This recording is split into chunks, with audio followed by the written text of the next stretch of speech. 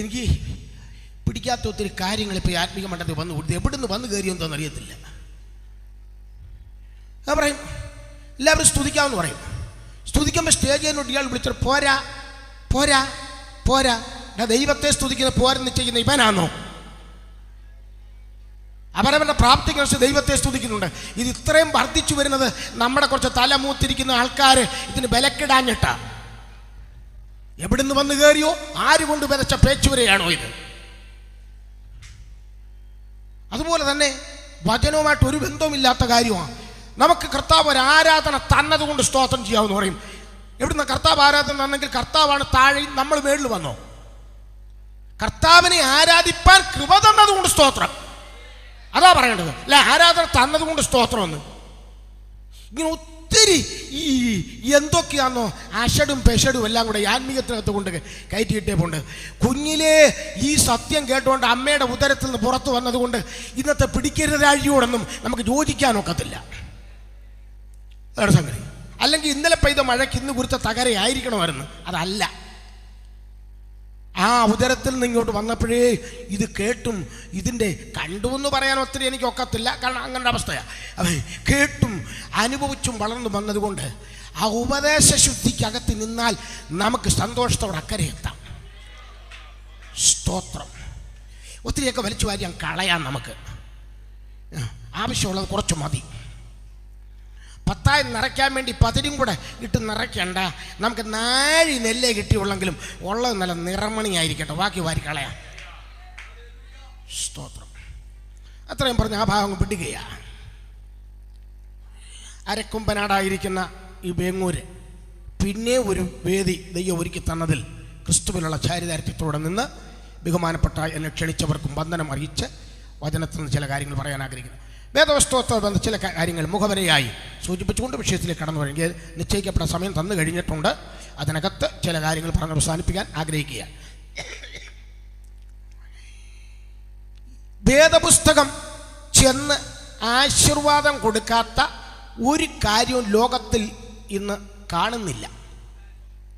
ഇതിനെതിരായിട്ട് പലത് പറഞ്ഞാലും എഴുതിയാലും ഒടുവിൽ വരുമ്പോൾ വേദപുസ്തകത്തിലെ അന്തസ്സത്ത അവിടെ തന്നെ അതിന് പ്ലാസ്റ്റ് ചെയ്തെങ്കിലേ അതിന് പൂർത്തീകരണം വരികയുള്ളൂ.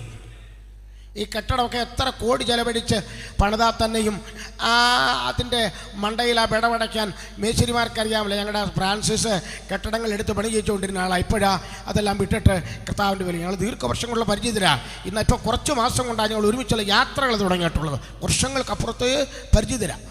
എന്നാൽ അങ്ങനെ മേശരിമാരായ ജോലിയോട്ടുള്ള പലരും ഇവിടെ കാണും, ഒക്കെ അറിയാം.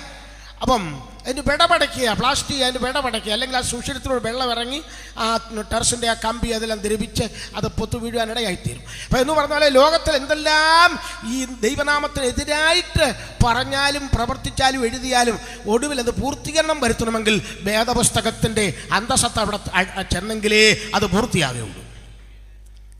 അത് മാറ്റി വെച്ചേച്ച് ഇവിടെ ഉലകത്തിൽ ഒരുത്തർക്കും നോക്കുകയല്ല.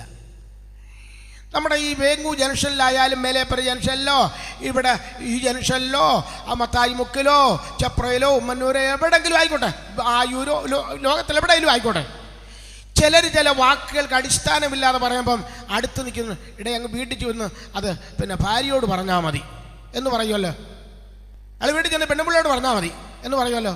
അതെവിടെ തുടങ്ങിയതാണെന്നറിയാമോ? അത് വേദപുസ്തകത്തിലുണ്ട്.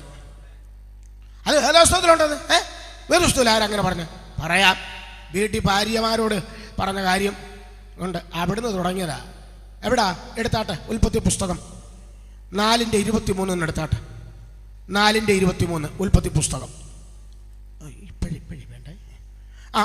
എടുത്തിട്ട് ആര് കുറച്ച് വായിക്കണമെന്നേ ഉള്ളൂ, കുഴപ്പമില്ല. ലാമേക്ക് തന്റെ ഭാര്യമാരോട് പറഞ്ഞത്, ആദയും സില്ലയുമായുള്ളവരെ എന്റെ വാക്ക് കേൾപ്പിൻ. ലാമേക്കിൻ ഭാര്യമാരെ എന്റെ വചനത്തിന് ചെവി തരുവിൻ. എന്റെ മുറിവിന് പകരം ഞാൻ ഒരു പുരുഷനെയും എന്റെ പരിക്കിന് പകരം ഒരു യുവാവിനെയും കൊല്ലും. അതെ, ഇവൻ ആ പെരയ്ക്കകത്തിരുന്ന ഭാര്യമാരോട് പറഞ്ഞു തുടങ്ങി ബാക്കിയുള്ളവർക്ക് ഉദ്ഘാടനം ചെയ്തത്. അവനങ്ങനെ കൊന്നോ ഇല്ലയെന്നൊന്നും ഒരു ചരിത്രവും ഇതുവരെയും തെളിയിക്കുന്നില്ല. പക്ഷെ എന്തെങ്കിലും ധീരത വെളിയിലിറങ്ങി ആമ്പിള്ളാരുടെ കേൾക്ക പറയാതെ പെരയ്ക്കകത്തിരുന്നോണ്ട് പറഞ്ഞു. ആ പാവം പിടിച്ച പെണ്ണുങ്ങൾ ഇത് കേൾക്കുകയല്ലാതെ അവരെ കൊണ്ടൊന്നും നോക്കുകയല്ലേ. അന്ന് മുതൽ ഇങ്ങോട്ട് തുടങ്ങിയതാ. എടാ അങ്ങ് വീട്ടിൽ പോയി ഭാര്യയോട് പെണ്ണുമ്പിളോട് പറഞ്ഞാൽ മതി എന്ന് പറഞ്ഞ് ലാമേക്കാ ഉദ്ഘാടനം ചെയ്തത്. അതാണ് സംഗതി. മാത്രമല്ല, ദാണ്ട് ഇവിടെ ഉപകരിക്കുന്ന ഈ മജിസെറ്റ്, അതിനകത്ത് ഒരു ചെറിയ ഒരു സൂത്രമുണ്ട്. ഒരു സോപ്പ് പെട്ടി വലിപ്പത്തിൽ കാണുന്ന ഒരു സംഗതി ആയിരിക്കാം. അതൊന്നും നമ്മുടെ ഒരുതപ്പെട്ടവർക്ക് പിടികിട്ടത്തില്ല. ഡിലേ എന്ന് പറയും. അത് അങ്ങോട്ട് ഓൺ ചെയ്യുമ്പോഴാ യേശു എന്ന് പറഞ്ഞാൽ യേശു യേശു യേശു യേശു എന്നിങ്ങനെ വിട്ടുവിട്ട് ഇങ്ങനെ കേൾക്കുന്നത്, ഡിലേ എങ്ങനെ കേൾക്കുന്നത്. അതിന് ഈ ടെക്നോളജി പുരോഗമിച്ചപ്പോഴത് കണ്ടുപിടിച്ചാടോ ഉപദേശി. അതിനിപ്പോൾ എന്തുവാ പ്രത്യേകം? പുസ്തകത്തിൽ നിന്നാണ് ഇതിങ്ങോട്ട് വരാൻ കാരണം, ബൈബിളിൽ നിന്നാണ്. സങ്കീർത്തനം 62 എഴുതിയിട്ടുണ്ട്, ബലം എനിക്കുള്ളത് എന്നൊരിക്കൽ ദൈവം അരുളി ചെയ്തു. ഞാൻ എത്ര പ്രാവശ്യം കേട്ടെന്നാ? 2 പ്രാവശ്യം. അതെങ്ങനെ കേൾക്കും? ഒരു പ്രാവശ്യമല്ലേ അരുളി ചെയ്തുള്ളൂ, 2 പ്രാവശ്യം കേൾക്കുന്നത്. അവിടുന്ന് ഡിലേ ഉദ്ഘാടനം ചെയ്തേക്കുന്നത്.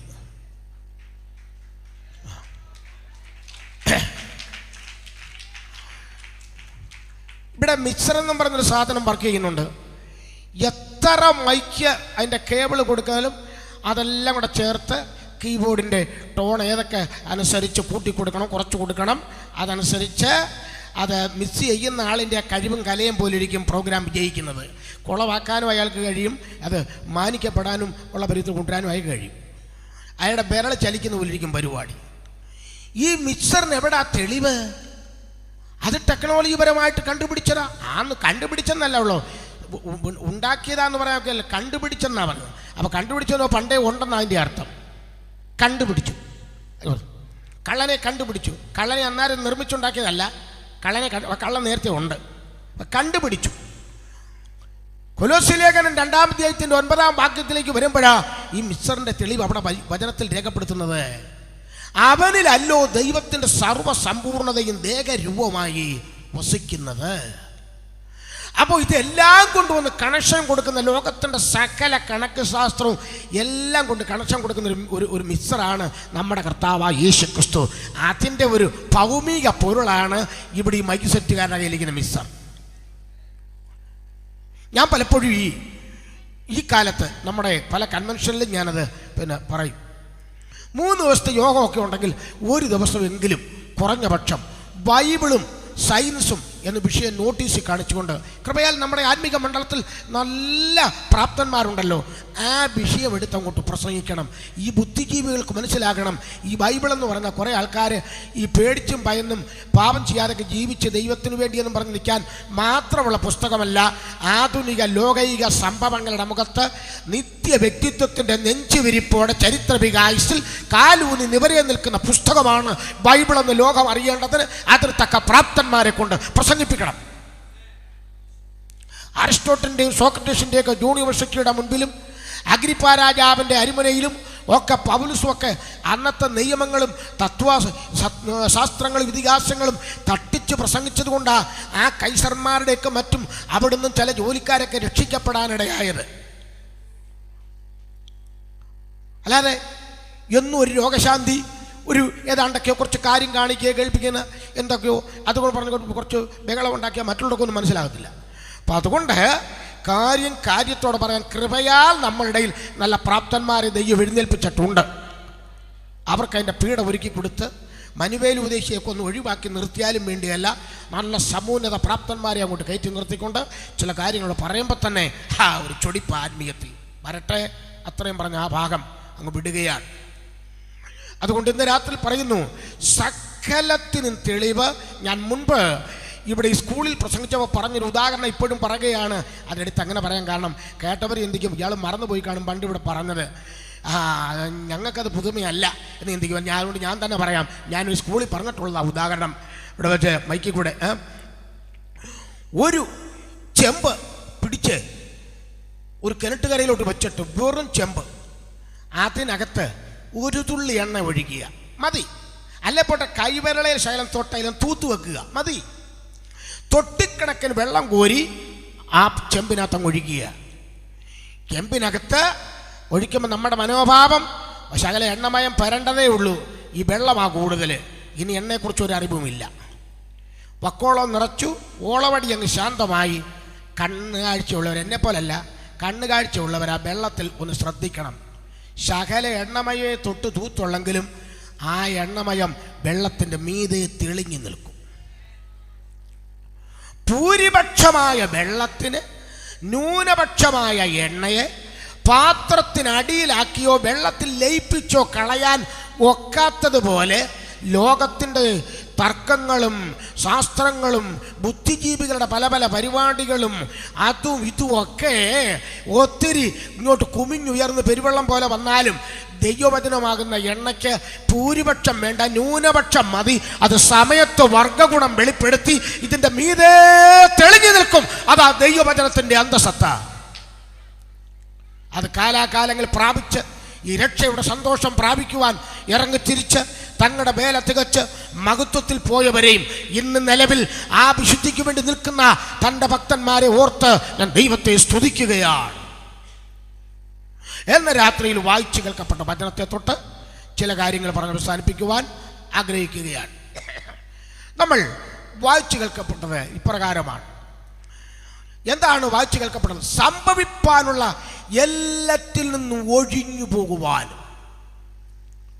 അപ്പൊ ചിലത് സംഭവിക്കും, നമ്മൾ പ്രാർത്ഥിച്ചാലും ചിലത് സംഭവിക്കും. എന്നാൽ ദൈവമക്കൾക്ക് പ്രത്യേകം ഒരു തെളിവ് കൊടുത്തിരിക്കുകയാ, സംഭവിപ്പാനുള്ള എല്ലാറ്റിൽ നിന്നും ഒഴിഞ്ഞു പോയിക്കോണമെന്ന്. ഒഴിഞ്ഞു പോകണമെങ്കിൽ എന്തോ ചെയ്യും? ഇവിടുത്തെ മിഷ്യൻ കണ്ണ് ഒന്നും വെച്ച് നോക്കി ഇന്നത് സംഭവിക്കുമെന്ന് പറഞ്ഞ് മാറാനൊക്കെ അല്ല. ബഹുമാനപ്പെട്ട കരുണാകരൻ മുഖ്യമന്ത്രിയായ ഒക്കെ ഇരുന്ന ഒരു സമയത്ത് അദ്ദേഹം ഒരു കാര്യം പറഞ്ഞു. ഈ ഇവിടെ സുനാമി വന്നല്ലോ 2004 ഡിസംബർ 26 ആ കൊല്ലത്തിൻ്റെ വിവിധയിടങ്ങളിൽ, കന്യാകുമാരിയിൽ, പിന്നെ അങ്ങനെ തുടങ്ങിയ സ്ഥലങ്ങളിൽ, ഇന്തോനേഷ്യയിൽ, തായ്ലാൻഡിൽ, ലാവോസിൽ ഇവിടെ എല്ലാം അടിച്ചു കയറി സുനാമി. അപ്പം അന്ന് കരുണാകരൻ അദ്ദേഹം പറഞ്ഞൊരു കാര്യം, തക്ക സമയത്ത് നിയന്ത്രിക്കുവാനുള്ള യന്ത്രം കയ്യിലില്ലാതായിപ്പോയി. എന്നാലും മണ്ടത്തരം സമ്മതിക്കുകയല്ല. കടലിൻ്റെ ആഴത്തിൽ നിന്ന് അടിച്ചിറങ്ങി വരുന്ന ഇതിനെ നിയന്ത്രിക്കുവാൻ എന്തോത്തിൻ്റെ യന്ത്രമാണ്? പിന്നെ ഒരു കാര്യമാണ്, ഓരോരോ അധികാര സ്ഥാനത്തിരിക്കുമ്പോൾ എന്തെങ്കിലും ഒന്ന് പറയാതിരിക്കാനൊക്കെ, തെറ്റോ ശരിയോ എന്നുള്ളതല്ല, എന്തെങ്കിലും ഒന്ന് പറയാതിരിക്കാനൊക്കുമോ? അതുകൊണ്ടൊക്കെ ഉള്ളൂ ഇതിനകത്തെ സംഗതി. സംഭവിപ്പാനുള്ളത് സംഭവിക്കും. രക്ഷിക്കപ്പെട്ട ദൈവജനത്തിന് ദൈവം കൊടുത്തൊരു പ്രമാണം, അതിൽ നിന്ന് ഒഴിഞ്ഞു പോകുവാൻ സദാ ഉണർന്നും പ്രാർത്ഥിച്ചും ഇരിക്കണമെന്ന്. ജോലിക്ക് പോകരുതെന്നോ ഭക്ഷണം കഴിക്കരുതെന്നോ ഇതൊന്നുമല്ല ആ വാക്കിൻ്റെ അർത്ഥം. നമ്മൾ ഏത് ജോലിയിൽ എവിടെയായാലും ഞാൻ ദൈവവൈതൽ എന്നുള്ള ഉത്തരവാദിത്വത്തോടു കൂടെ ജീവിതം സൂക്ഷിച്ചോണമെന്ന്. അല്ലാതെ പെണ്ണുങ്ങളെല്ലാം തലേ തുണിയിട്ടുകൊണ്ട് എപ്പോഴും പ്രാർത്ഥിച്ചുകൊണ്ടിരിക്കുക, ഒരു കാര്യത്തിനും ഇറങ്ങാതെ, ആണുങ്ങൾ കുന്താലിയിലും മൺവെട്ടിയിലും ഓഫീസ് കാര്യത്തിലും ഒന്നും തൊടാതെ പ്രാർത്ഥിച്ചു, അങ്ങനല്ല കർത്താവ് പറഞ്ഞത്. നമ്മുടെ ഹൃദയത്തിൽ ഉണർവുണ്ടായിരിക്കണം. കാലത്തെക്കുറിച്ചുള്ള ഒരു വിവേചനം നമ്മുടെ ഹൃദയത്തിൽ ഉണ്ടായിരിക്കണം. കാരണം സംഭവിക്കും, ഇല്ലെന്ന് പറയാനൊക്കെയല്ല. മത്തായി സുവിശേഷത്തിൽ ഇതേ കർത്താവ് തന്നെ പറയുന്നത് സംഭവിക്കുമെന്ന്. വായിക്കാം, 24-6 വാക്യത്തിലേക്ക് വരാം. 24-6 വാക്യത്തിലേക്ക് വരാം. മത്തായി 24-6 മുതൽ. കിട്ടിയവരാര് വായിച്ചാലും കുഴപ്പമില്ല. നിങ്ങൾ യുദ്ധങ്ങളെയും യുദ്ധശ്രുതികളെയും കുറിച്ച് കേൾക്കും. ചഞ്ചലപ്പെടാതിരിപ്പാൻ സൂക്ഷിച്ചു കൊള്ളുവിൻ. അത് സംഭവിക്കേണ്ടത് തന്നെ. എന്നാൽ അത് അവസാനമല്ല. മിക്കവാറും സംഭവിക്കാൻ സാധ്യത ഉണ്ടെന്നല്ല, ചിലപ്പോഴൊക്കെ എനിക്ക് തോന്നുന്നു സംഭവിക്കാനിട ഉണ്ടെന്ന്. അങ്ങനെ കർത്താവിനൊരു തോന്നൽ രീതിയിൽ പറച്ചിലില്ല. ഒന്നുകിൽ സംഭവിക്കേണ്ടത് തന്നെ, അല്ലെങ്കിൽ സംഭവിക്കത്തില്ല. ഇത് രണ്ടിലേതെങ്കിലും ഒന്നാ കർത്താവിന് പറയാനുള്ളത്. അത് സംഭവിക്കേണ്ടത് തന്നെ. ആ സംഭവിക്കുവാനുള്ളതിൽ നിന്ന് ഒഴിഞ്ഞു പോകുവാനാണ് ദൈവം തൻ്റെ ജനത്തിന് ഉപദേശം നൽകിയിരിക്കുന്നത്. ചില സംഭവങ്ങൾ അതിനോടുള്ള ബന്ധത്തിൽ ഒന്ന് സൂചിപ്പിക്കുവാൻ തക്കവണ്ണം ആഗ്രഹിക്കുകയാണ്. ഈ കഴിഞ്ഞ ഒരു 2 വർഷത്തിന് മുൻപ് ഞങ്ങളുടെ പുത്തൂർ ദേശത്ത് നിന്നും, ഞാൻ പുത്തൂരിന് തെക്ക് കരീപ്പറയാ താമസിക്കുന്നത്, ഒരിക്കൽ പുത്തൂരിന് പടിഞ്ഞാറ് കുന്നത്തൂരായിരുന്നു. അന്ന് കുന്നത്തൂരായിരിക്കുമ്പോഴേ ഇവിടെ പരിചയപ്പെടുന്നത്. അപ്പോൾ പുത്തൂരിൽ നിന്ന് ഒരു കുടുംബം രാജസ്ഥാനിലെ അവരവിടെ ജോലിയുള്ള ബന്ധത്തിലായിരിക്കുക, രക്ഷിക്കപ്പെട്ട ദൈവമക്കളാണ്. അങ്ങനെ ഇരിക്കുമ്പോൾ ഇവരവിടുത്തെ ടൗണിലേക്ക് സാധനം വാങ്ങുവാനോ വേണ്ടൊക്കെ ഒരു അമ്മയും മോനും കൂടെ പോയി. അവൻ ഒരു കൊച്ചു ചെറുക്കനാ, തീരെ പൊടിച്ചെറുക്കനല്ല, കാര്യത്തെക്കുറിച്ചൊക്കെ അറിയാവുന്നൊരു പയ്യനാണ്. അവന് അമ്മയോട് പറഞ്ഞു, അമ്മേ എനിക്ക് മറപ്പരയിൽ നിന്ന് പോകണം, അമ്മ ഇവിടെ കൊണ്ട് സാധനങ്ങളൊക്കെ നോക്കിയെടുക്കുക, ഞാൻ അങ്ങോട്ടൊന്ന് പോയിട്ട് വരട്ടെ എന്ന് പറഞ്ഞു. എന്നാൽ പോയിട്ട് വാ മോനെ എന്ന് ഈ അമ്മയ്ക്ക് പറഞ്ഞാൽ പോരെ. അമ്മയും മകൻ്റെ കൂടെ അങ്ങോട്ട് പോയി. കേൾക്കണോ പ്രിയമുള്ളവരെ? അവിടെ പോയപ്പോഴവൻ കറങ്ങി തിരിഞ്ഞു. അമ്മ വഴക്ക് വന്നാൽ പിന്നെ വെറുതെ പറഞ്ഞത്, പറഞ്ഞു പോയ കാര്യങ്ങളൊന്നും നടന്നില്ല. അന്നേരം തോന്നി അമ്മയ്ക്കും അങ്ങനെ അങ്ങ് പോകണമെന്ന് തോന്നി. വെറുതെ പോയതാ മാതാവ്. ഓണ്ട 2 വെടി തീർന്നു, ബോംബ് പൊട്ടി, ഭയങ്കര നാശനഷ്ടം അവിടെ ഉണ്ടായി. ആ കടയൊക്കെ തകർന്ന് ഈ പാവത്തുങ്ങളെ ഈ കുഞ്ഞിൻ്റെ ഒരു കാര്യം പറഞ്ഞ് അവിടെ നിന്ന് മാറ്റിയെന്നുള്ളതേ ഉള്ളൂ. സംഭവിപ്പാനുള്ള എല്ലാറ്റിൽ നിന്നും ഒഴിഞ്ഞു പോകുവാനും. സ്തോത്രം. നീ ചിലപ്പോൾ ഒരു വണ്ടിക്ക് കൈ കാണിച്ചു, നിർത്തിയില്ല, തൊട്ടതെല്ലാം ശാശേന്ന് പറഞ്ഞ് മാത്രമാകരുത്. നിർത്തിയില്ല, നിർത്താത്ത പോയതിൽ ദൈവമേ നിന്റെ ഉദ്ദേശം എനിക്കറിയത്തില്ല. പിന്നൊരു വണ്ടിക്ക് കയറി അങ്ങോട്ട് ചെല്ലുമ്പോഴാ ആ വണ്ടി കിടക്കുന്ന കിടപ്പ് കാണുമ്പോൾ ദൈവമേ ഇതിനകത്ത് ഞാൻ അന്തർഭവിക്കാതെ എന്നെ രക്ഷിച്ചതാണല്ലോ ഞാൻ കൈ കാണിച്ചിട്ട് നിർത്താതെ പോയത്. ആകയാൽ ഈ സംഭവിപ്പാനുള്ള എല്ലാറ്റിൽ നിന്നും ഒഴിഞ്ഞു പോകുവാനും. ഒരിക്കൽ കവിമാരുടെ ഒരു സമ്മേളനം വെച്ചു. അതിനകത്ത് വേമ്പനാട്ടുകായൽ കടന്ന് മഹാകവി കെ വി സൈമൺ സാറിനും മറ്റു ചിലർക്കും കൂടെ ഒക്കെ പോകണമായിരുന്നു. വേമ്പനാട്ടുകായലിൻ്റെ കരയ്ക്ക് ചെന്നോ വള്ളത്തെ കയറി പോകാനൊരുങ്ങി. സൈമൺ സാർ അന്നേരം നോക്കിയപ്പോൾ തൻ്റെ ഏതോ ഒരു ഗ്രന്ഥം എടുത്തില്ല. സൈമൺ സാർ പറഞ്ഞു ഞാൻ മടങ്ങി നാട്ടിൽ പോകുക. അതെന്താ സാറേ?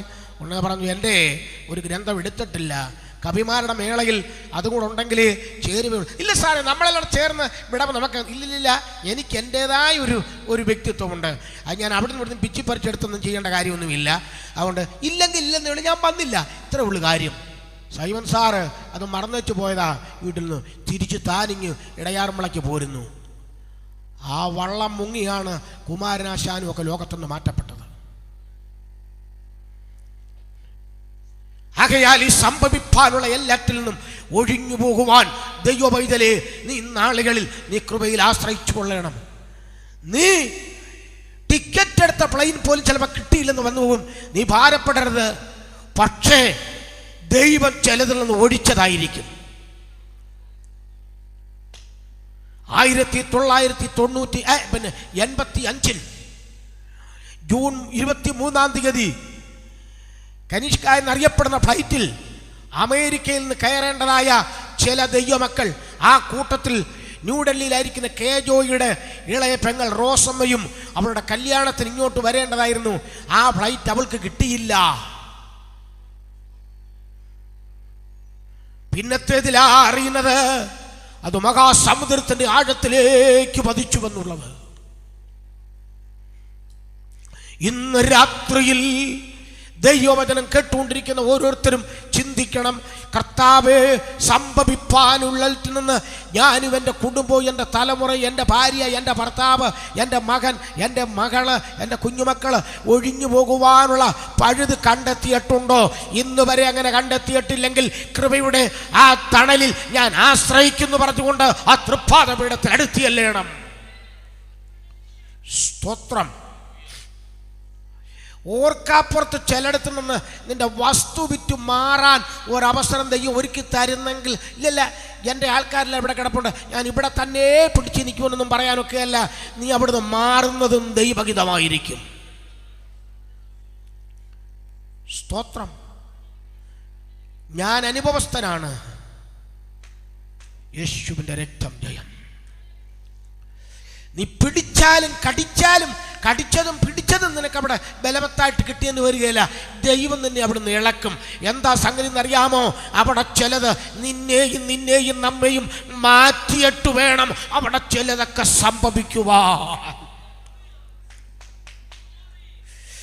യേശുവിൻ്റെ രക്തം ജയം. സ്തോത്രം. എല്ലാവരെയും ഗുണപ്പെടുത്താൻ ദൈവം വാശി പിടിക്കത്തൊന്നുമില്ല. വഴി ദൈവം ഒരുക്കി കൊടുക്കും, രക്ഷയുടെ സന്ദേശം അറിയിക്കും. മത്സരഗ്രഹമാണെങ്കിൽ എഗസ്കേലിനോട് ദൈവം പറയും, എഗസ്കേലിയ മനുഷ്യപുത്ര, അവർ മത്സരഗ്രഹമാണ്. നീ അവർ കാണെ നിന്റെ കൂപ്പുകൾ നീ പുറത്തിട്ടുകൊണ്ട് നീ മതിൽ കുത്തി തുരന്ന് നീ വഴിയുണ്ടാക്കി പുറത്തിറങ്ങി നീ പൊയ്ക്കൊള്ളുക എന്ന് പറഞ്ഞ് ദൈവം എഗസ്കേലിനെ പുറത്തു വിടുന്നു. 12-ാം അധ്യായം ആരംഭം മുതൽ പഠിക്കുമ്പോൾ മനസ്സിലാക്കുവാൻ കഴിയും. ഞാൻ സർവശക്തനാണ്, അതുകൊണ്ട് ഞാൻ എല്ലാറ്റിനെയും ഗുണപ്പെടുത്തുമെന്നൊന്നും ദൈവം കയറി വാശി പിടിക്കുകയും അവിടെ ഉത്തരവാദിത്വമേക്കത്തൊന്നുമില്ല. അവസരം ദൈവം ഒരുക്കി കൊടുക്കും. ആ അവസരം അത് പ്രയോജനപ്പെടുത്താതെ അപ്രയോജനത്തിലാക്കിയാൽ ചിലതിനെ അതിൻ്റെ ഇടയിൽ നിന്ന് ദൈവം മാറ്റിയിട്ട് ദൈവം ചില സംഭവങ്ങൾ അയക്കുന്ന ദൈവമാണ്. ഓ ഹല്ലേലൂയ, ഹല്ലേലൂയ. യേശുവിന്റെ രക്തം ജയം. കൃപയാൽ യേശുവിന്റെ രക്തസാക്ഷ്യം മാറിക്കൊള്ളാൻ ദൈവത്തിന്റെ ആത്മാവ് നിർബന്ധിച്ചാൽ മാറിയേക്കണം. ഞാൻ പിടിച്ചു നിൽക്കും, എനിക്ക് ചിലരൊക്കെ കൈത്താങ്ങലുണ്ട് എന്നൊക്കെ പറഞ്ഞ് നിന്നാൽ അപകടത്തിൽ ചെന്ന് അന്തർഭവിക്കേണ്ടി വരും. ആമേൻ. നമുക്ക് സംഖ്യാപുസ്തകത്തിലേക്ക് വരാം. സംഖ്യാപുസ്തകം 16:19 എടുക്കാം. സ്വല്പം വായിക്കാനുള്ളത് കൊണ്ട് ശകലം വായിച്ചും അതങ്ങ് മറയ്ക്കരുത്, അത് വെച്ച് വേണം. ഞാൻ പറഞ്ഞിട്ട് മറച്ചാൽ മതി. 16:19 സംഖ്യ. കോരഹ് അവർക്ക് വിരോധമായി സർവ്വസഭയെയും സമാഗമന കൂടാരത്തിന്റെ വാതിൽക്കൽ കൂട്ടിവരുത്തി. വചനം പഠിക്കുന്നവർക്കറിയാം, മോശയ്ക്കും അഹരോനും വിരോധമായി കോരഹ് തല ഉയർത്തി. കോരഹ് ദാദാ അബീരാം ഓൻ എന്നുള്ളവർ ചെയ്ത ഇയാളാണ് അതിൻ്റെ ഏറ്റവും ഗ്രൂപ്പ് ലീഡർ. കുറച്ച് സമർത്ഥൻ, വാഗ്ചാലതയുള്ളവൻ ഇയാളാണ്. ഇയാൾ വാഗ്ചാലത എവിടെയും ഈ കള്ളം പറഞ്ഞാലും അതുള്ളതാണെന്ന് ആക്കാൻ കഴിവുള്ളവൻ പറഞ്ഞാൽ ആ കള്ളം കുറേ നാളത്തേക്കെങ്കിലും ഉള്ളതുപോലെ ആൾക്കാരങ്ങ് വിശ്വസിച്ച് പോകും, പറഞ്ഞ് ഫലിപ്പിക്കാൻ നാവാട്ടം ഉണ്ടെങ്കിൽ. എന്നാൽ ചില പരമാർത്ഥികൾ നേര് പറഞ്ഞാലും അത് ആൾക്കാർക്ക് അങ്ങോട്ട് വിശ്വാസം വരും. കാരണം ഈ പറഞ്ഞു വടുകൊത്ത നിലയെ കൊണ്ട് എത്തിക്കാൻ ഈ പാവത്തും അറിയത്തില്ല. അവരുടെ കഴിവില്ലായ്മയിൽ അങ്ങനെയൊക്കെ ഉണ്ട്. അവർ പറയുന്ന അത്രയും കൊണ്ട് പ്രാധാന്യം വരും. എന്നാൽ വിളഞ്ഞ കള്ളമായാലും മുഖത്ത് നോക്കി ഇങ്ങോട്ട് വന്ന് പറഞ്ഞാൽ ആണോ സാറ് പറഞ്ഞ പോലെ അല്ലേ എന്നെങ്കിലും ആഴ്ക്കാലം നീണ്ടു നിൽക്കുകയല്ല, എങ്കിലും കുറച്ച് നാളത്തേക്കെങ്കിലും പിടിച്ചു നിൽക്കും. അതിനൊരു കഴിവുള്ള ഒരുത്തനാണ് ഈ കോരക്. ഇവനെയൊക്കെ നോക്കിക്കൊണ്ട് ആ തിരുവനന്തപുരത്ത് വിക്ടർ ഫിലിപ്പ് എന്ന് പറയുന്ന ദൈവദാസൻ, പ്രായമുള്ളവർക്ക് അറിയത്തില്ല, ചെറുപ്പക്കാർ പാടുന്നുണ്ട്, പക്ഷെ പാട്ട് എഴുതി തരാൻ നടത്തിയത് നരകവാസം ഇങ്ങനെയോ ഞാനിത് അറിഞ്ഞില്ലേന്ന്. ഒരു പാപി രക്ഷിക്കപ്പെടാത്തവനായി നരകത്തിൽ ചെന്ന് വീണാൽ ആ വേദനയിൽ അവൻ സമ്മതിക്കുന്നതിനെ ഒരാത്മീയ ജ്ഞാനത്തിൽ ആ പാട്ടെഴുതിയ സഹോദരൻ വിക്ടർ ഫിലിപ്പ് ദൈവദാസനുമാണ്. അദ്ദേഹം ഒരു പാട്ട് എഴുതിയിട്ടുണ്ട്. വാചാലമായി സംസാരിക്കുന്നു, വാശിയോടെ നീ പെരുമാറുന്നു. വാചാലമായി സംസാരിക്കുന്നു, വാശിയോടെ നീ പെരുമാറുന്നു. മരണം നോക്കി ചിരിച്ചിടുന്നു, അഹങ്കാരത്തിൻ ഫലം നൽകിയിടുന്നു.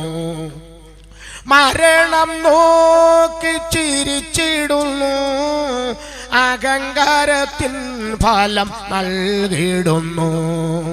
ജീവിതം ക്ഷണനേരം മാത്രം, ആ നിമിഷങ്ങൾ മനുഷ്യൻ ഉന്നതൻ. ജീവിതം ക്ഷണനേരം മാത്രം, ആ നിമിഷങ്ങൾ മനുഷ്യൻ ഉന്നതൻ. ഞാനെന്ന ഭാവവും അഹങ്കാരവും ക്ഷണികമാണെന്നതോർക്കുക നീ. ഞാനെന്ന ഭാവവും അഹങ്കാരവും ക്ഷണികമാണെന്നതോർക്കുക നീ. ധനാട്യനാണെന്ന വ്യാമോഹവും ധനത്തിലുപരി നിൻ ഉന്നത ഭാവവും. ധനാട്യനാണെന്ന വ്യാമോഹവും ധനത്തിലുപരി നിൻ ഉന്നത ഭാവവും. ജീവന്റെ ഉടയോൻ വിളിച്ചിടുമ്പോൾ നിൻ ധനവും ശരീരവും മിഥ്യയത്രേ. ജീവന്റെ ഉടയോൻ വിളിച്ചിടുമ്പോൾ നിൻ ധനവും ശരീരവും മിഥ്യയാത്രേ. ജീവിതം ക്ഷണനേരം മാത്രം, ആ നിമിഷങ്ങൾ മനുഷ്യൻ ഉന്നതൻ. നിൻ ജീവൻ പോയാൽ നീ എന്തുമാത്രം. ഭാര്യ മക്കൾ ബന്ധു കരഞ്ഞിരിക്കും, നിൽ ജീവൻ പോയാൽ നീ എന്തു മാത്രം? ഭാര്യ മക്കൾ ബന്ധു കരഞ്ഞിരിക്കും, ക്ഷണിക നേരം അതു മായയത്രേ, അവരുടെ അന്ത്യവും അടുത്തിടുന്നു. ക്ഷണിക നേരം അതു മായയത്രേ, അവരുടെ അന്ത്യവും അടുത്തിടുന്നു. ജീവിതം ക്ഷണനേരം മാത്രം, ആ നിമിഷങ്ങൾ മനുഷ്യൻ ഉന്നതൻ. ജീവിതം ക്ഷണനേരം മാത്രം, ആ നിമിഷങ്ങൾ മനുഷ്യൻ ഉന്നതൻ. ആമേൻ. കോരക് നാവാട്ടമുള്ളവൻ ആൾക്കാരെ പിടിച്ച് ചേർക്കാൻ വേണ്ടി വന്നാൽ ഇങ്ങനെയും കൂടെ ജനത്തോട് പറഞ്ഞു കൊടുക്കും. അതെല്ലാം അങ്ങ് പുസ്തകത്തിൽ എഴുതിയിട്ടില്ലെന്നേ ഉള്ളൂ. ചിലർ പറയും എഴുതിയില്ലെങ്കിൽ എടുത്ത് പ്രസംഗിക്കണ്ട.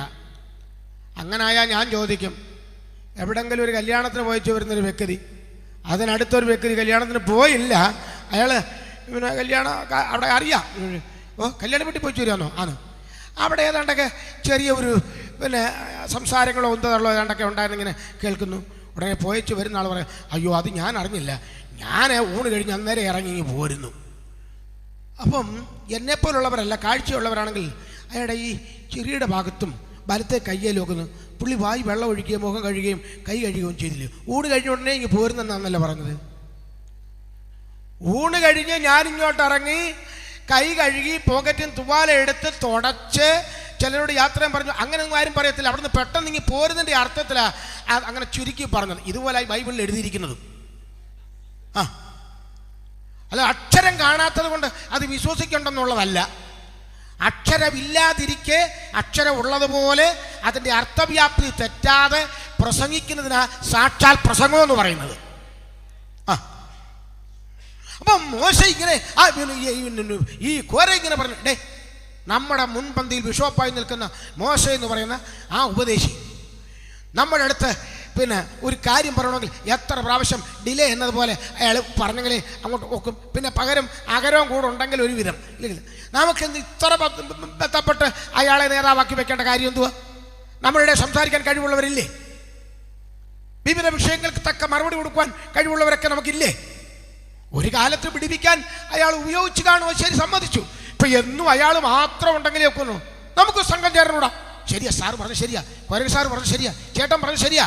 അപ്പുറത്തേക്ക് ആൾക്കാരെല്ലാം അത് ശരിയാ സമ്മതിച്ചു. ശരി, പേപ്പർ എടുത്ത് ഒപ്പിടാം, ഞാൻ ഒപ്പിടാം. എല്ലാവരും പറയും. ഒരു വൻ സമൂഹത്തെ പിടിച്ചാൽ കസ്റ്റഡിയിലാക്കി. ഈ ഒരു കാര്യം പണ്ടും ഇപ്പോഴും വാസ്തവം. കൂനാംകുരുക്ക് ഒപ്പിക്കുന്നതിന് പെട്ടെന്ന് ആൾക്കാരെ കസ്റ്റഡി കിട്ടും. നല്ല കാര്യത്തിന് വേണ്ടി വർഷങ്ങൾ പരിശ്രമിച്ചാലും ഒരെണ്ണത്തിന് കിട്ടുന്ന കാര്യം പ്രയാസം.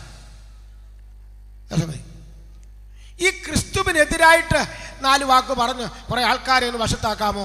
ഇവിടെ എല്ലാം ഈ അടുത്ത കാലത്തൊക്കെ വന്നിട്ടുള്ള സാത്താൻ്റെ സഭ എന്ന് പറഞ്ഞത് എന്തുവേണ്ടി ആളാ കൂടുന്നു? വല്ല പ്രയോജനമുള്ളതാണോ? ഏതെങ്കിലും കുടുംബത്തിനോ വ്യക്തിയോ പ്രയോജനമുള്ളതാണോ? ഉള്ള പ്രയോജനം നശിപ്പിക്കുക ആൾ കൂടുന്നു. പക്ഷേ അതിൽ പോകാതിരിപ്പാൻ അനേകരെ ഉപദേശിച്ചിട്ട് എത്ര തിരിച്ചു വരുന്നുണ്ട്. അതാ പ്രയാസം.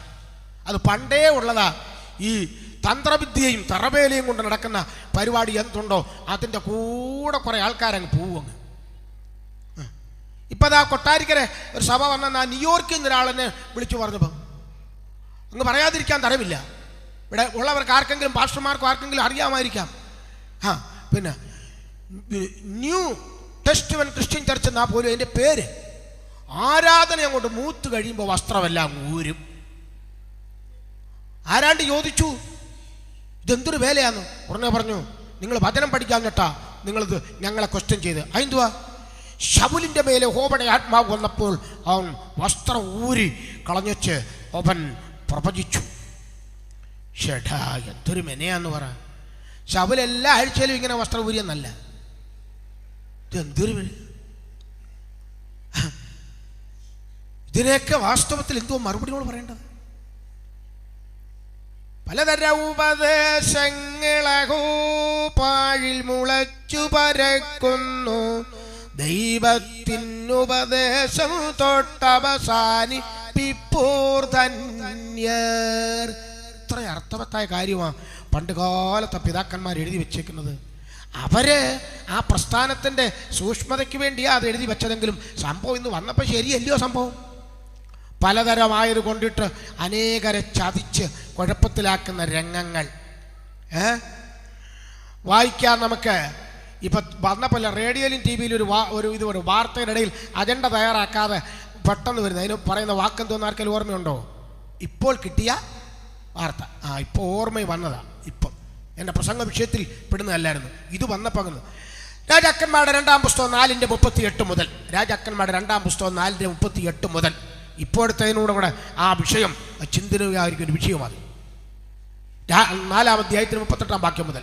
അനന്തരം എലീശ ഗിൽഗാലിൽ പോയി. അന്ന് ദേശത്ത് ക്ഷാമമുണ്ടായിരുന്നു. പ്രവാചക ശിഷ്യന്മാർ അവന്റെ മുൻപിൽ ഇരിക്കുമ്പോൾ, ഈ മുമ്പേ പറഞ്ഞ സംഖ്യാപുസ്തകം മറക്കല്ലേ, ഉപദേശി അത് വിട്ടുപോയി കാണും. ഇല്ലില്ല, എത്ര അടി ഉയരത്തിൽ പട്ടം പറന്നു പൊങ്ങിയാലും ചരട് ഇവിടെ ഉണ്ട് കേട്ടോ, ചരട് ഇവിടെ ഉണ്ട്. പ്രവാചക ശിഷ്യന്മാർ ഈ ക്ഷാമകാലത്ത് എലിമലേക്കും കുടുംബവും മോവാബിലേക്ക് പോയ പോലെ അവർ ഓടിപ്പോയെന്നല്ല, അവർ ആ ക്ഷാമകാലത്തും അവർ പ്രവാചകന്റെ കാൽക്കലിരുന്നു. അത് വളരെ ചിന്തനീയമായ ഒരു വിഷയം. നിന്നെ ഓടിച്ചു കളയുന്ന ആത്മീയ കൂട്ടായ്മയെ ചിതറിപ്പിക്കുന്ന ചിലതൊക്കെ ജീവിതത്തിൽ ഏറ്റുമുട്ടിയെന്ന് പറയാലും അവിടെ നീ അന്തർഭവിച്ചു പോകാതെ നീ സ്വർഗീയന്റെ കാൽക്കൽ നീ ഇരുന്നാൽ പിന്നത്തേതിൽ വലിയൊരു ജയം കണ്ടെത്താൻ കഴിയും. ക്ഷാമമുണ്ടാകാം, പ്രയാസമുണ്ടാകാം, പ്രശ്നമുണ്ടാകാം, ചിലപ്പോൾ അങ്ങോട്ടും ഇങ്ങോട്ടൊരു വാക്കേറ്റം ഉണ്ടാകാം. ഇതൊക്കെ സ്വാഭാവികമായിട്ട് മൺമയമായി മനുഷ്യൻ്റെ ഉത്തരവാദിത്തത്തിൽ പോകുന്ന സംഘടനകളിൽ ഇതെല്ലാം ഉണ്ടാകാവുന്നതാണ്.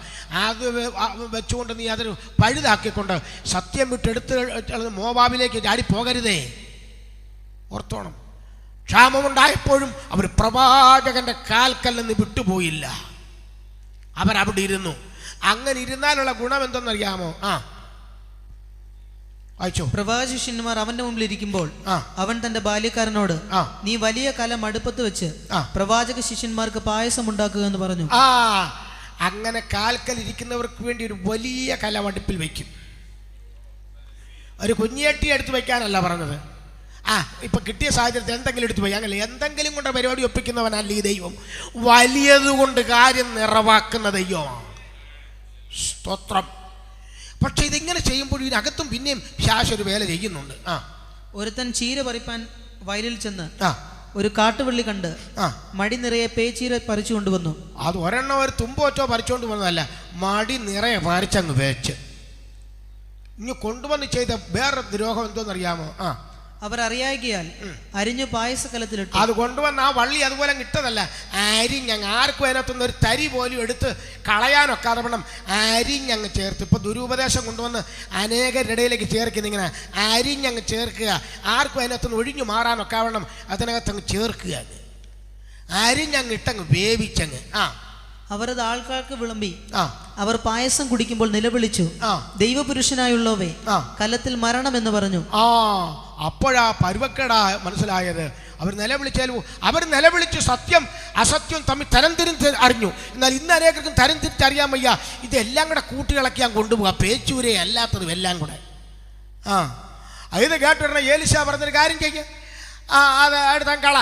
അങ്ങനെ എടുത്ത് കളയുകയല്ല, ഇത് പഥ്യമാക്കി തീർക്കുവാൻ നേരിയ മാവ് കൊണ്ടുവന്നിട്ട് അതിനെ ഉപയോഗ വസ്തുവാക്കാൻ പറഞ്ഞു.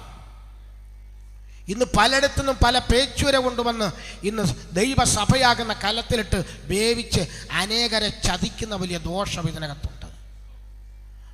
ഇപ്പം ഞാൻ അടുത്തറിഞ്ഞു, ഈ കഴിഞ്ഞ ദിവസം അറിഞ്ഞു, വേറൊരാൾക്ക് വന്നൊരു കത്തൊരാൾ എടുത്ത് വായിച്ചു വെച്ചാൽ എന്നോട് പറഞ്ഞത്, കൃപാവരം കൊടുക്കുന്ന ഒരു സ്ഥലം തേനി, കമ്പം തേനിയേ, നമ്മുടെ ഈ അയറേഞ്ചിലെ കമ്പം വീട്ടിന് തൊട്ടപ്പുറത്താ തേനി, കമ്പം തേനി കൃപാവരം. 10 ദിവസം അവിടെ ചെന്ന് താമസിച്ചാൽ മതി, കുടുംബമായിട്ട് ചെല്ലരുത്. ചെന്നാൽ 2 ഭാഗത്തായിട്ട് മാറി താമസിച്ച് ഇറച്ചി, മീന്, മുട്ട ഇതൊന്നും കഴിക്കാൻ പാടില്ല. ഏത് വരം വേണമെന്ന് ചോദിക്കും, ആ വരം കൊടുക്കും. അപ്പോൾ അടയ്ക്കേണ്ട പണം അവിടെ അടച്ചു പോരുന്നാൽ മതി.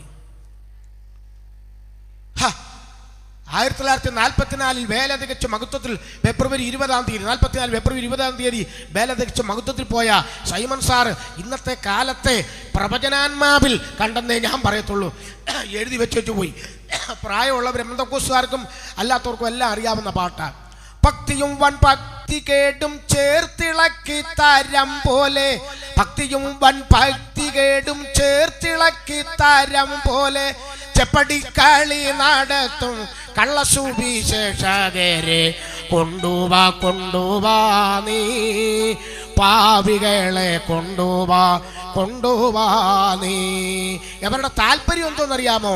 അസലായി കഴിയണം, ഡ്രസ്സു നന്നായിരിക്കണം, അസലായി കഴിയണം, ഡ്രസ്സു നന്നായിരിക്കണം, വസ്തു തന്നെ ദൈവമെന്ന് ഓർത്തുരയ്ക്കും ഷാടന്മാരെ കൊണ്ടുവാ കൊണ്ടുവാ നീ, പാപികളെ കൊണ്ടുവാ കൊണ്ടുവാ. ഈ തന്ത്രവും വേലയെല്ലാം കാണിച്ചു ഒരു ആത്മാവിനെ ദൈവസന്നിധിയിൽ കൊണ്ടുവാ. ഇതാ ആ ഭക്തൻ പറയുന്നത്, ബേല ബേല എന്നു ചൊല്ലി വേലിയില്ല സ്ഥലം പോലെ, ബേല ബേല എന്നു ചൊല്ലി വേലിയില്ല സ്ഥലം പോലെ, നാലുപാടും തുറന്നുള്ള ജലസുവിശേഷകരെ കൊണ്ടുവാ കൊണ്ടുവാ നീ, പാപികളെ കൊണ്ടുവാ കൊണ്ടുവാ നീ.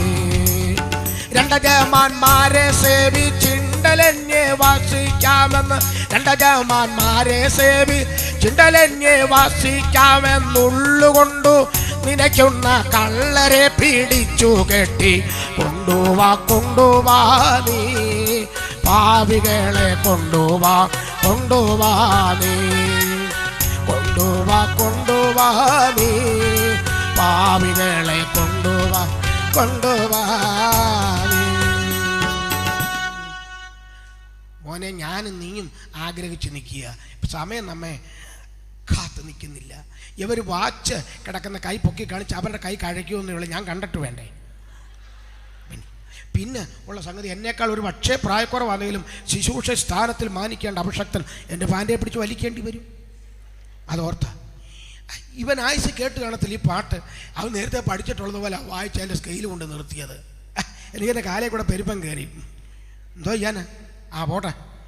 അതുകൊണ്ട് പ്രിയമുള്ളവരെ, പാട്ടെല്ലാം കേട്ടില്ലേലും വേണ്ടിയല്ല, പൗലോസ് ഇങ്ങനെ എബ്രായലേഖനത്തിൽ പറഞ്ഞു, അതുകൊണ്ട് വല്ലപ്പോഴും ഒഴുകി പോകാതിരിപ്പാൻ കേട്ടത് അധിക ശ്രദ്ധയോടെ കരുതിക്കൊള്ളുവാൻ ആവശ്യം. അപ്പം ഇങ്ങനെ ചില പേച്ചുര പറിച്ചിടുന്ന നാവാട്ടമുള്ള ആൾക്കാരുണ്ട്. സംഖ്യാപുസ്തകത്തിലേക്ക് വരികയാ. വന്നോട്ടെ, ചില വിചാരിച്ചാൽ മറന്നുപോയി കാണുമെന്ന്. കോരഹവർക്ക് വിരോധമായി സർവ്വസഭയെയും സമാഗമന കൂടാരത്തിന്റെ വാതിൽക്കൽ കൂട്ടിവരുത്തി. അപ്പോൾ യഹോവയുടെ തേജസ് സർവ്വസഭയ്ക്കും പ്രത്യക്ഷമായി.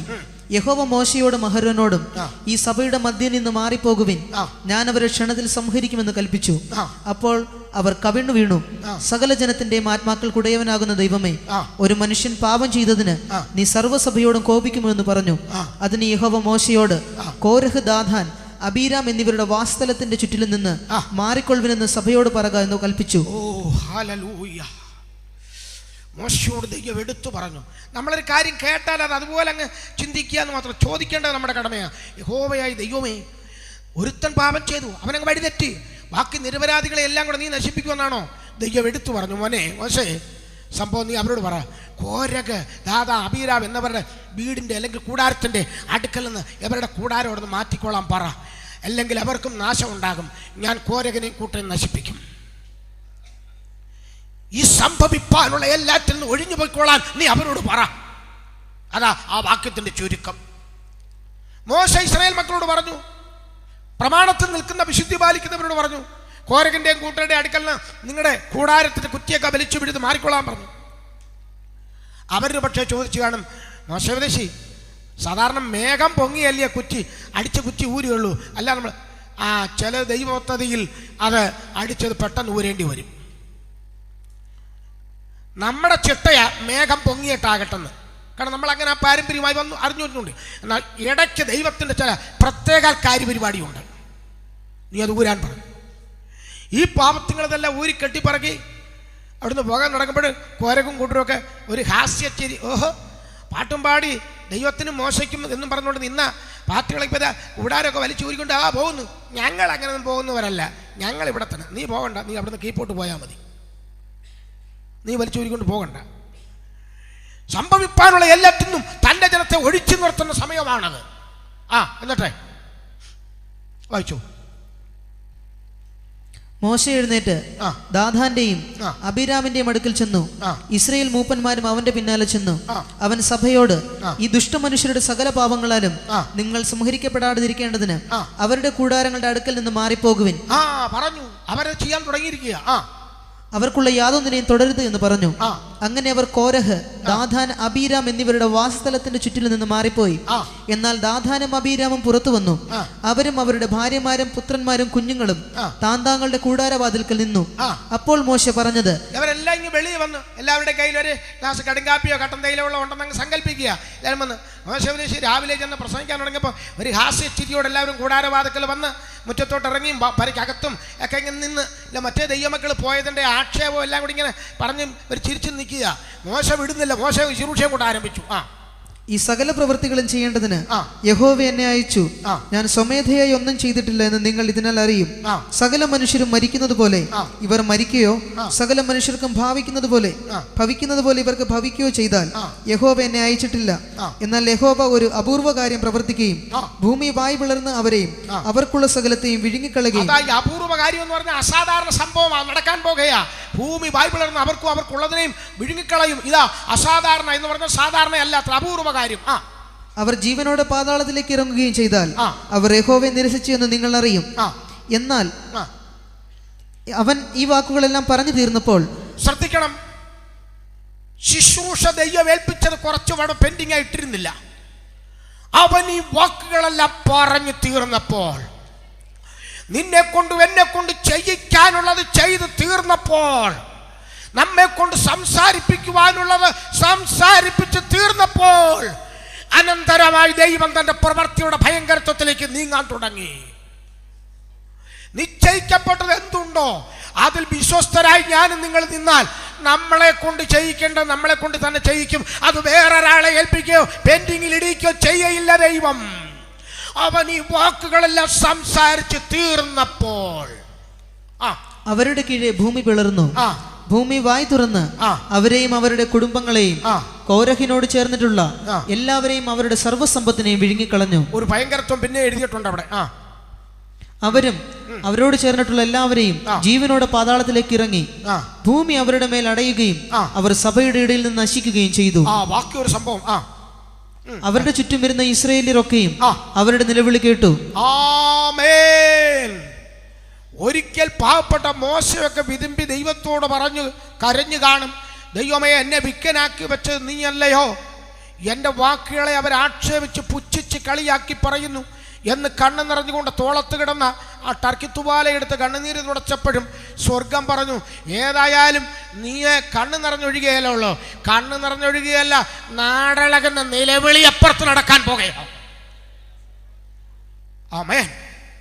ചില വിഷയത്തിൻ്റെ മുഖത്ത് ചില നിരപരാധികളും ജീവിതത്തിൽ ചങ്കുപൊട്ടിയെന്ന് വരാം, കണ്ണ് നിറഞ്ഞെന്ന് വരാം, വേദനിച്ചെന്ന് വരാം, നെഞ്ചത്ത് കൈ അടിച്ച് ദൈവമേ ഇതാണോ എൻ്റെ ഓഹരി എന്ന് ചോദിച്ചെന്ന് വരാം.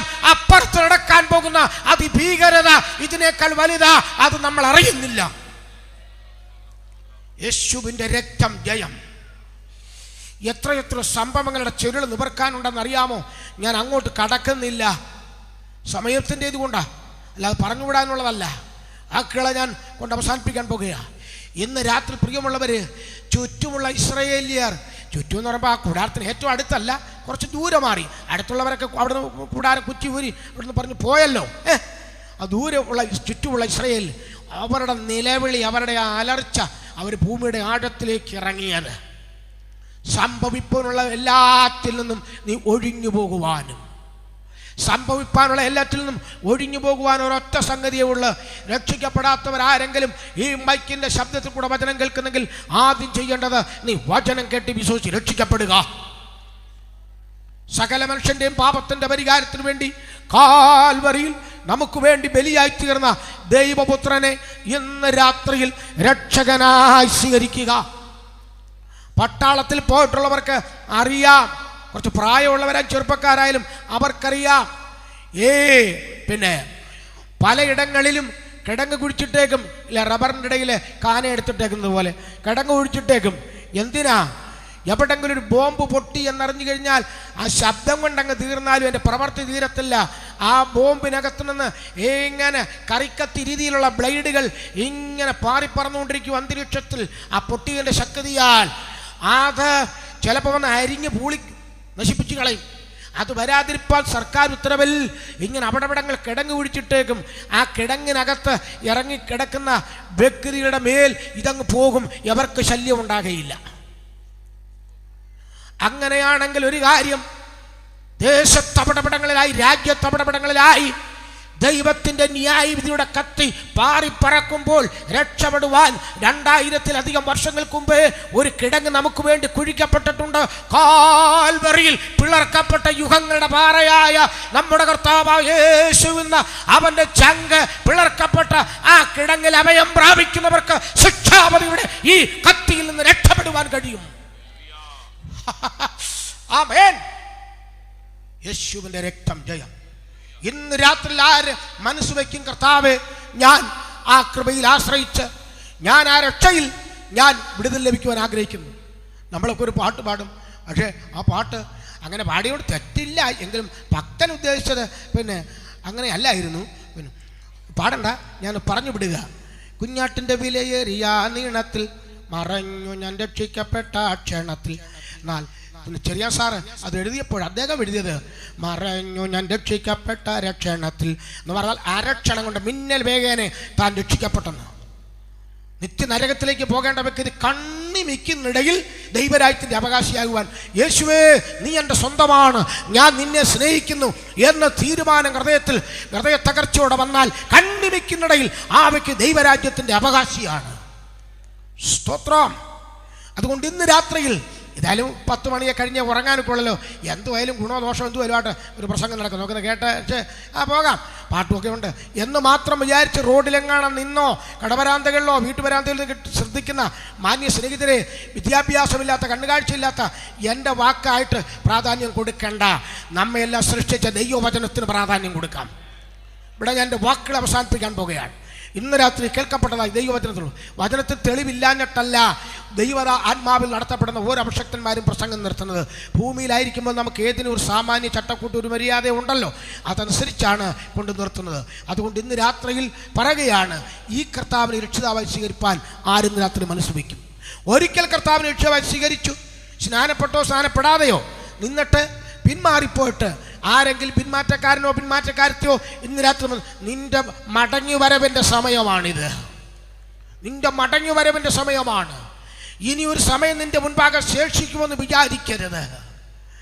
ആമേൻ. 10ാം ക്ലാസ്സിലെ പരീക്ഷ മാർച്ച് 14-ാം തീയതി മുതൽ വിദ്യാഭ്യാസ വകുപ്പ് പ്രഖ്യാപനം ചെയ്തിരിക്കുമ്പോൾ ചില വിദ്യാർത്ഥികൾ പറയാം, എനിക്ക് അന്നൊക്കത്തില്ല, സ്വന്തക്കാരൊരുമിച്ച് ഊട്ടി ഇരുട്ടി കൊടൈക്കനാലൊക്കെ പോകണം, അത് കഴിഞ്ഞിട്ട് ഏപ്രിലിൽ എനിക്ക് പരീക്ഷ എഴുതാനൊക്കെ എന്ന് പറഞ്ഞാൽ നീ പറയുന്ന സമയം നടക്കുമോ? വിദ്യാഭ്യാസ വകുപ്പ് തയ്യാറാക്കിയ സമയം നടക്കുമോ? അങ്ങനെയാണെങ്കിൽ ദൈവം നിന്റെ മുൻപാകെ ഒരുക്കി വച്ചിരിക്കുന്ന ഈ സമയത്തെ പ്രയോജനപ്പെടുത്തി ഒന്നുകിൽ നമ്മുടെ മരണം അല്ലെങ്കിൽ കർത്താവിൻ്റെ വരവ്. കൊച്ചുകുഞ്ഞുപദേശി ഇങ്ങനെ ഒരു ചോദ്യം പാട്ടിനകത്തൂടെ പാടി ചോദിച്ചിട്ടുണ്ട്. ചിലർക്ക് അതിൻ്റെ അർത്ഥം അറിയത്തില്ല, മലയാളമായാൽ തന്നെയും സംശയമാണെന്ന സംശയമല്ല, 2 കാര്യത്തിൽ ഏതാ മുൻപേ നടക്കുന്ന അറിയുന്നില്ലാത്തത് കൊണ്ടാണ് അങ്ങനെ വരാം. ക്രിസ്തൻ്റെ കാഹളം ഊതും ധ്വനി കേൾക്കുമോ ഈ ദിനം ആരറിഞ്ഞു? ഈ ദിവസമാണോ എന്ന് ആരറിഞ്ഞു? നമുക്ക് അറിഞ്ഞുകൂടാ. ക്രിസ്തൻ്റെ കാഹളം ഊതും ധ്വനി കേൾക്കുമോ ഈ ദിനം ആരറിഞ്ഞു? വിശ്രമവാസത്തിൽ ആകുമോ നാം? ഏതിനും ഒരുങ്ങു എന്നാത്മാവേ. വിശ്രമവാസത്തിൽ ആകുമോ നാം? ഏതിനും ഒരുങ്ങു എന്നാത്മാവേ. ഉണരുക നീയൽ ആത്മാവേ, യേശുവിനരികിൽ നീ ഉണരുക നീ എല്ലാം. യേശുവിനരികിൽ നീ തുണയവനല്ലാരുള്ളി